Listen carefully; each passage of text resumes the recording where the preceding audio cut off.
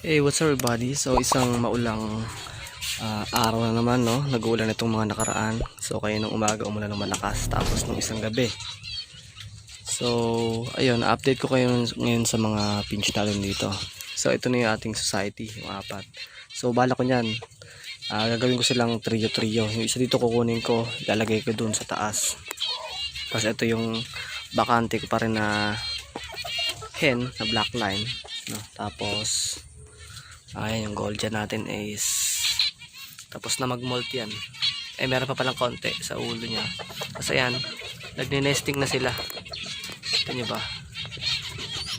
Yan. So yan, nagne-nesting na sila. Tapos ito, may itlog to. Pakita ko sa inyo yung itlog. So tingnan natin.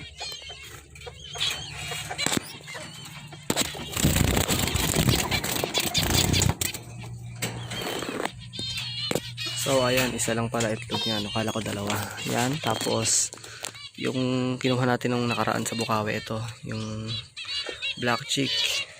Yan, may itlog na to, dalawa. Nung huli kong check, dalawa. Tapos ito yung black chick na ano, na pon. So nag-itlog to, di ba? Nabanggit ko noon. Kaso nilaglag nila. Kasi nga baka ano, nanibago. Tapos itong BCBB na light back natin, wala pa, di pa sila nag-itlog pero nag-aayos sila ng pugad. And then itong ating Gray Isabel, may itlog din to, nilaglag din nila. Tapos ayun, yung isang kasama na to na binigay ko rin sa may bata, yung pumunta rito. Ito wala pa rin itlog, yung pied natin, tsaka yung ponahin, tapos yung crested dito, yan, wala rin yan, wala pa silang egg, no? So bali na unahan pa sila nung kakakuha naman sa Bukawi. Pero yun nga, ang video natin ngayon ay may kukunin tayong ulit na bagong ibon, no? Kasi yung, kung naalala nyo yung kinuhanan ko na to, kinuhanan ko ng delete na yan, si Kuya Michael, saka siya rin kasi nagbigay ng hen na yan dati, handpid. So binigay niya sa akin ngayon yung hen na naiwan, yung dating kaparsa to, yung yellow siya na gold dyan, no? So hen yon, ang issue lang sa kanya is napilay kasi, pero kaya pa namang mag-itlog. Yan, umuulan na naman nga, no? Yan. Tapos ngayon, yung dun sa kinukuhanan ko sa Baliwag, yung kinuhanan ko na to, ng mga pied na yan, kukunin ko mamaya yung ano, yung isang dilute niya na gold dyan. 1-2 niya sa akin binigay, no? So mamaya pipick upin namin yan. Kasunduin ko rin mamaya yung GF ko. So ito na yung nakuha natin, no? Hindi na ako nag-video dun sa aviary kasi nga medyo gahol sa oras. Pauwi na ako na to para ma-set up na natin. So ayan, pauwi na ako nito. Sa bukid na ako dumaan para mas mabilis ako makauwi kasi paikot pa pag dun sa kalsada.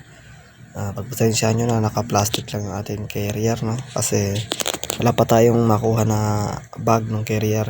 Wala pa kasing available dun sa kaibigan ko kasi nagtatahi ng mga bag ng ganyan. So ayan, kumuha rin tayo dyan ng isang pied na pinch para yan kay Justin, yung kasama kong bata doon sa ano, sa ibonan ko doon.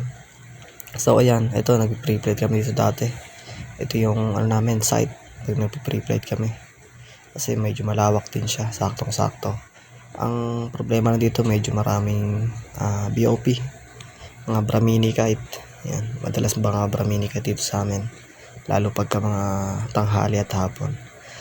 So yun, update ko kayo mamaya pagka uwi natin sa aviary para mailipat na natin siya ng cage.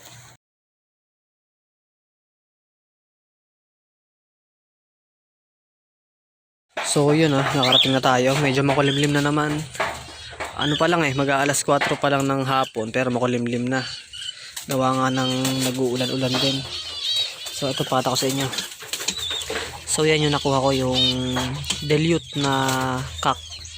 So yan yung gusto kong dilute dati, yung orange headed. Kasi yung dilute ko rito, pakita ko sa inyo, red headed siya na dilute. Ayan. So bali ang gagawin ko ngayon yan, dito ko ilalagay yung bago, yung dilute na orange. Tapos itong dalawa na tong pinches, ilipat ko muna sila dito kasi ito bakante naman to So yun, mamaya antay na lang natin. Nawala rin kalapati ko, hindi na talaga nakauwi.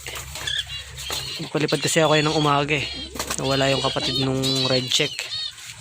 Antayin ko lang din mamaya dito si Justin, kukunin niya yung pinasabay niya na pied. Ayan, yung hen. So yun, ayos ko muna to dito. Ayan, ilagay natin siya sa cage. Nilipat ko na yung isang pair dyan dun sa taas para dito na sila makatabi ng gold dyan. At maya maya naman ay pupunta na tayo doon kay Kuya Michael. So ito rin yung pinch na binigay ko sa may kay Justin. Ayan, lakas bumara ako ng na yan, ng cock. Ang kaso lang dyan ay chops yung cock na yan dahil combination niya nung 3B ko na hen tapos OB split BB na cock dati na wala na rin.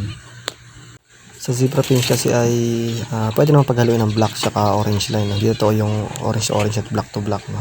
Pwede siyang paghaluin. Ang bawal lang ihalo sa orange ay mga black chick. So yun, forfeit lang naman yun sa kanya ngayon, kaya okay lang dahil mag-start pa lang naman siya. Maya maya naman ay pupunta tayo sa San Pedro kay Kuya Michael para kunin yung binibigay niyang hen na yellow na gold dyan. May issue lang siya pero nag-iitlog pa naman. So yan, dito na kami sa San Pedro sa barkada ko kay Kuya Michael. So sobrang ganda talaga ng huli ng mga canaries niya. So hindi lang yan lahat, marami pa siyang canaries niya. Sana yan lang yan. Panoorin niyo muna.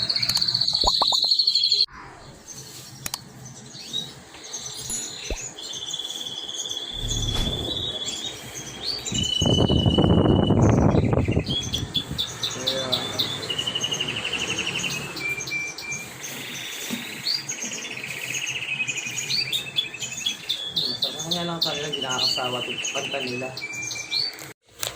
At yun, nakauwi na tayo. Yan yung nakuha natin na yellow. Pilay lang siya.